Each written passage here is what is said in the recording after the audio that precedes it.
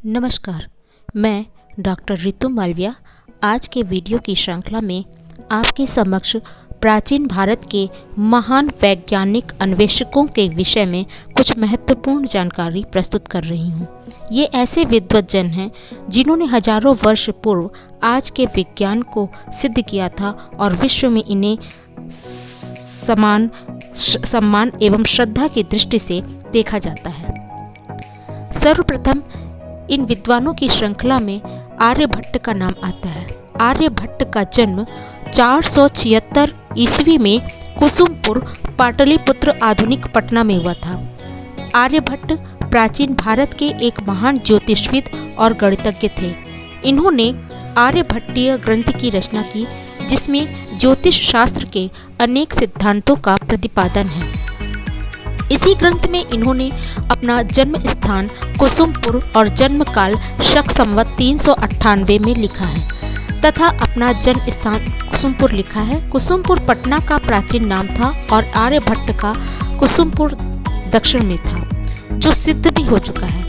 एक अन्य मान्यता के अनुसार उनका जन्म महाराष्ट्र के अशमक देश में हुआ था। उनके वैज्ञानिक कार्यों का आदर हो, अतः उन्होंने लंबी यात्रा करके आधुनिक पटना के समीप कुसुमपुर में रहकर राज सानिध्य में रचनाएं पूर्ण की। इनकी उत्पत्ति ब्रह्मभट्ट ब्राह्मण समुदाय में मानी जाती है। इनका देहांत 550 ईस्वी में हुआ था। इन्हें गुप्तकालीन राजाओं के समकक्ष माना जाता है। इनकी प्रमुख रचना आर्यभट्टीय है तथा आर्यभट्ट सिद्धांत है। इन्होंने पाई की खोज, सूर्य और चंद्र ग्रहण के विस्तार तथा चंद्रमा पर प्रकाश के प्रतिबिंब जैसे प्रमुख बातों का उल्लेख किया है। भारतीय गणितज्ञों में प्रथम स्मरणीय आर्यभट्ट ही हैं। आर्यभट्ट ने ही विश्व में सबसे पहले यह अनुमान लगाया था कि पृथ्वी अपनी धुरी पर घूमती है। दूसरे विद्वान हैं नागार्जुन। नागार्जुन शून्यवाद के प्रतिष्ठापक तथा माध्यमिक मत के पुरस्कारक प्रख्यात बौद्ध आचार्य थे। युवान चांग के यात्रा विवरण से पता चलता है कि ये महाकौशल के अंतर्गत विदर्भ देश में उत्पन्न हुए थे। आंध्र भृत्य कुल के किसी शालिवाहन नरेश के राज्यकाल में इनके आविर्भाव का संकेत चीनी ग्रंथों में मिलता है। 401 ईस्वी में कुमार जीव ने नागार्जुन की संस्कृत भाषा में रचित जीवनी का चीनी भाषा में अनुवाद किया था, अतः इनका आविर्भाव काल इससे पूर्ववर्ती होना सिद्ध होता है। शालिवाहन नरेशों को विद्वानों का बहुमत गौतमी पुत्र यज्ञश्री, जो 166 ईस्वी से 196 ईस्वी के मध्य का समय था, से भिन्न नहीं मानता है। नागार्जुन ने इस शासक के पास जो उपदेश में पत्र लिखा था, वह तिब्बती तथा चीनी अनुवाद में आज भी उपलब्ध है, जिसमें नाम न होने पर भी राजा यज्ञश्री नागार्जुन को समसामयिक शासक माना जाता है। बौद्ध धर्म की शिक्षा से संकलित यह पत्र साहित्यिक दृष्टि से भी बड़ा ही रोचक, आकर्षक तथा मनोरम है। इस पत्र का नाम था आर्य नागार्जुन बोधिसत्व सुहृलेख। नागार्जुन के नाम के आगे पीछे आर्य और बोधिसत्व की उपाधि बौद्ध जगत में इनके आदर सत्कार तथा श्रद्धा विश्वास की पर्याप्त सूचिका है। इन्होंने दक्षिण के प्रख्यात तांत्रिक केंद्र श्री पर्वत की गुहा में निवास कर कठिन तपस्या में अपना जीवन व्यतीत किया था। तीसरे विद्वान सुश्रुत हैं। सुश्रुत को भला कौन नहीं जानता। प्राचीन भारत के महान चिकित्सा शास्त्री एवं शल्य चिकित्सक के लिए सुश्रुत का ही नाम लिया जाता है। ये आयुर्वेद के महान ग्रंथ सुश्रुत संहिता के प्रणेता थे। इन्हें ही शल्य चिकित्सा का जनक माना जाता है। आज से लगभग 2800 साल पूर्व प्लास्टिक सर्जरी का करने का श्रेय भी विद्वान सुश्रुत को ही जाता है और विश्व सुश्रुत को फादर ऑफ सर्जरी के रूप में भी जानता है। चौथे विद्वान हैं भास्कराचार्य। भास्कराचार्य या भास्कर द्वितीय प्राचीन भारत के एक प्रसिद्ध गणितज्ञ एवं ज्योतिषी थे। इनका जन्म 1114 ईस्वी में हुआ था। इनके द्वारा रचित प्रमुख ग्रंथ सिद्धांत शिरोमणि है, जिसमें लीलावती, बीजगणित, ग्रह गणित तथा गोलाध्याय नामक 4 भाग हैं। ये 4 भाग क्रमशः अंकगणित, बीजगणित, ग्रहों की गति से संबंधित गणित तथा गोले से संबंधित हैं। आधुनिक भारत में धरती की गुरुत्वाकर्षण शक्ति की खोज का श्रेय न्यूटन को दिया जाता है। उन्होंने अंतःकरण कौतूहल नामक एक दूसरे ग्रंथ की भी रचना की थी। ये अपने समय के सुप्रसिद्ध गणितज्ञ थे। यह उज्जैन की वेधशाला के अध्यक्ष भी थे। इन्हें मध्यकालीन भारत का सर्वश्रेष्ठ गणितज्ञ माना जाता है। कहा जाता है कि महाराष्ट्र में पाटण गांव के एक मंदिर से प्राप्त शिलालेख के अनुसार भास्कराचार्य के पिता का नाम महेश्वर भट्ट था और उन्हीं से उन्होंने गणित, ज्योतिष, वेद, काव्य, व्याकरण आदि की शिक्षा प्राप्त की थी। इनकी मृत्यु 1185 ईस्वी में हुई थी। पांचवें विद्वान की श्रेणी में वाराहमिहिर का नाम आता है। वाराहमिहिर ईसा की 5वीं-6वीं शताब्दी के भारतीय गणितज्ञ एवं खगोलज्ञ थे। वाराहमिहिर ने ही अपने पंच सिद्धांतिका में सबसे पहले बताया कि अयनांश का मान 50.32 सेकंड के बराबर है। यह चंद्रगुप्त विक्रमादित्य के नवरत्नों में से एक थे। इनका जन्म 505 कौमानेरा उज्जैन में हुआ था। उज्जैन में उनके द्वारा विकसित गणितीय विज्ञान का गुरुकुल 700 वर्षों तक अद्वितीय रहा। वाराहमिहिर बचपन से ही अत्यंत मेधावी और तेजस्वी थे। इनके पिता आदित्य दास से परंपरागत गणित एवं ज्योतिष सीखकर इन क्षेत्रों में व्यापक शोध का कार्य इन्होंने किया था।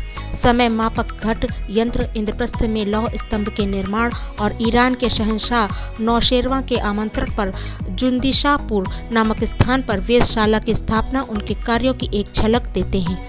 वाराहमिहिर का मुख्य उद्देश्य गणित एवं विज्ञान को जनहित से जोड़ना था। वस्तुतः ऋग्वेद काल से ही भारत की यह परंपरा रही है। वाराहमिहिर ने इसका पूर्णतः पालन किया है। अगले विद्वान हैं भारद्वाज। भारद्वाज प्राचीन भारतीय ऋषि थे। चरक संहिता के अनुसार भारद्वाज ने इंद्र से आयुर्वेद का ज्ञान पाया था। ऋग तंत्र के अनुसार वे ब्रह्मा, बृहस्पति एवं इंद्र के बाद चौथे व्याकरण प्रवक्ता थे। व्याकरण का ज्ञान इन्होंने इंद्र से प्राप्त किया। महर्षि भृगु ने उन्हें धर्मशास्त्र का उपदेश दिया। तमसा तट पर क्रौंच वध के समय भारद्वाज महर्षि वाल्मीकि के साथ थे। वाल्मीकि रामायण के अनुसार भारद्वाज महर्षि वाल्मीकि के शिष्य थे। महर्षि भारद्वाज व्याकरण, आयुर्वेद संहिता, धनुर्वेद, राजनीति शास्त्र, यत्र सर्वस्व, अर्थशास्त्र, पुराण, शिक्षा आदि अनेक ग्रंथों के साथ शस्त्र विद्या विशारद, अभियांत्रिकी विशेषज्ञ, विज्ञानवेत्ता, मंत्रदृष्टा भी थे। चरक संहिता के अनुसार उन्होंने आत्रेय, पुनर्वसु को काय चिकित्सा का ज्ञान दिया था। ऋषि भारद्वाज को प्रयाग का प्रथम वासी माना जाता है, अर्थात उन्होंने प्रयाग नगर को बसाया था। प्रयाग में उन्होंने गुरुकुल विश्वविद्यालय की स्थापना की थी, जहां हजारों वर्ष तक शिक्षा दी जाती रही है। ऋग्वेद के 6ठे मंडल के दृष्टा ऋषि भारद्वाज ही हैं। इस मंडल में 765 मंत्र हैं। अथर्ववेद में भी ऋषि भारद्वाज के 23 मंत्र हैं। इनके पिता बृहस्पति और माता ममता थी। अग्नि के सामर्थ्य को आत्मसात कर ऋषि ने अमृतत्व प्राप्त किया था। अगस्त्य, महर्षि अगस्त्य को पुलस्त्य ऋषि का पुत्र माना जाता है। उनके भाई का नाम विश्वेश्वर था, जो रावण के पिता थे। पुलस्त्य ऋषि ब्रह्मा के पुत्र थे। महर्षि अगस्त्य ने विदर्भ नरेश की पुत्री लोपामुद्रा से विवाह किया था, जो विदुषी थी। दक्षिण भारत में इन्हें मलयध्वज नाम के पांड्य राजा की पुत्री बताया जाता है। वहाँ ये कृष्णेक्षणा नाम से जाने जाते हैं तथा इनके पुत्र का नाम इद्मवाहन बताया जाता है। इन्हें वशिष्ठ मुनि का बड़ा भाई भी कहा जाता है। इनका जन्म श्रावण शुक्ल पंचमी को 3000 ईसा पूर्व काशी में हुआ था। वर्तमान में वह स्थान अगस्त्य कुंड के नाम से प्रसिद्ध है। अगस्त्य को सप्तर्षियों में से एक माना जाता है। अगस्त्य के विषय में कहा जाता है कि इन्होंने मंत्र की शक्ति से पूर्ण समुद्र के जल को पी लिया था तथा विंध्य पर्वत को झुका दिया था। इसीलिए कदाचित इन्हें मंत्र दृष्टा ऋषि भी कहा जाता है। ऋग्वेद के अनेक मंत्र इनके द्वारा दृष्ट हैं। महर्षि अगस्त्य ने ऋग्वेद के प्रथम मंडल के 165 सूक्त से 191 तक के सूक्तों को बताया है। साथ ही इनके पुत्र दृढ़च्युत तथा धृणच्युत के पुत्र इद्मवाह भी नवम मंडल के 25वें तथा 26वें सूक्त के दृष्टा ऋषि हैं। अगले विद्वान हैं चरक। चरक एक महर्षि एवं आयुर्वेद विशारद के रूप में विख्यात हैं। वे कुषाण राज्य के राजवैद्य भी हैं। इनके द्वारा रचित चरक संहिता एक प्रसिद्ध आयुर्वेद ग्रंथ है। इसमें रोग नाशक एवं रोग निरोधक दवाओं का उल्लेख है तथा सोना, चांदी, लोहा, पारा आदि धातुओं के भस्म के प्रयोग का वर्णन मिलता है। आचार्य चरक ने आचार्य अग्निवेश तंत्र में कुछ स्थान पर अध्याय जोड़कर उसे नया रूप दिया, जिसे आज चरक संहिता के रूप में जाना जाता है। 300 से 200 ईसा पूर्व के लगभग आयुर्वेद के आचार्य महर्षि चरक की गणना भारतीय औषधि विज्ञान के मूल प्रवर्तकों में होती है। चरक की शिक्षा तक्षशिला में हुई थी। कुछ विद्वान इन्हें बौद्ध काल से भी पूर्व का मानते हैं। 8वीं शताब्दी में चरक संहिता का अरबी भाषा में अनुवाद और पश्चिमी देशों तक इसकी प्रसिद्धि भी बढ़ गई थी। इस ग्रंथ में व्याधियों के उपचार तो बताए ही गए हैं, साथ ही दर्शन और अर्थशास्त्र विषयों का भी उल्लेख है। चरक ने भ्रमण कर चिकित्सकों, विचार विमर्श कर और सिद्धांतों को प्रतिपादित किया और इसे पठन पाठन के योग्य बनाया। चरक संहिता आयुर्वेद का प्राचीनतम ग्रंथ है। वस्तुतः यह ग्रंथ ऋषि आत्रेय तथा पुनर्वसु के ज्ञान का संग्रह है, जिसे चरक ने कुछ संशोधित कर दिया। कुछ लोग द्वापर युग में जन्मे अग्निवेश को ही चरक कहते हैं। चरक संहिता के लिए अलबरूनी ने लिखा है कि औषध विज्ञान की हिंदुओं की सर्वश्रेष्ठ पुस्तक चरक संहिता है। संस्कृत भाषा में लिखी इस पुस्तक को 8 स्थान और 120 अध्यायों में बांटा गया है, जिसमें 12,000 श्लोक, 2,000 दवाइयाँ हैं। इसमें सूत्र स्थान में आहार विहार तथा पथ्य अपथ्य, शारीरिक और मानसिक रोगों की चिकित्सा का वर्णन है। निदान स्थान में रोगों के कारणों को जानकर 8 प्रमुख रोगों की जानकारी है। विमान स्थान में स्वादिष्ट रुचिकर पौष्टिक भोजन का उल्लेख है। शरीर विज्ञान में मानव शरीर की रचना, गर्भ में बालक के विकास की प्रक्रिया तथा उसकी अवस्थाओं के महत्व का वर्णन किया गया है। इंद्रिय स्थान में रोगों की चिकित्सा की पद्धति का वर्णन बताया गया है। चिकित्सा स्थान में कुछ विशेष रोगों के विषय में बताया गया है कि उनके उपचार का भी उल्लेख किया गया है। कणाद अगले ऋषि की श्रेणी में आते हैं। कणाद ऋषि का जन्म स्थान वायुपुराण में प्रभास पाटन बताया गया है। स्वतंत्र भौतिक विज्ञानवादी दर्शन प्रकार के आत्मदर्शन विचारों को सबसे पहले महर्षि कणाद ने सूत्र रूप में लिखा। ये उच्च वृत्ति वाले थे और धान्य के कणों का संग्रह कर उसे ही खाकर तपस्या करते थे। संभवतः इसीलिए इन्हें कणाद या कणभुक कहते थे। कुछ लोगों का मानना है कि कण अर्थात परमाणु तत्व का सूक्ष्म विचार इन्होंने किया, इसलिए इन्हें कणाद कहते हैं। तो वहीं कुछ लोगों का मत है कि दिन भर ये समाधि में रहते थे, रात्रि में कणों का संग्रह करते थे और ये वृत्ति उल्लू पक्षी की है और इनकी इसी तपस्या से प्रसन्न होकर ईश्वर ने उल्लू पक्षी के रूप में इन्हें शास्त्र का उपदेश दिया था। फिलहाल जो भी हो, वर्तमान युग में अणुविज्ञानी जॉन डाल्टन के भी हजारों वर्ष पहले महर्षि कणाद ने इस रहस्य की जानकारी दी थी कि द्रव्य के परमाणु होते हैं। अगले महर्षि हैं बौधायन।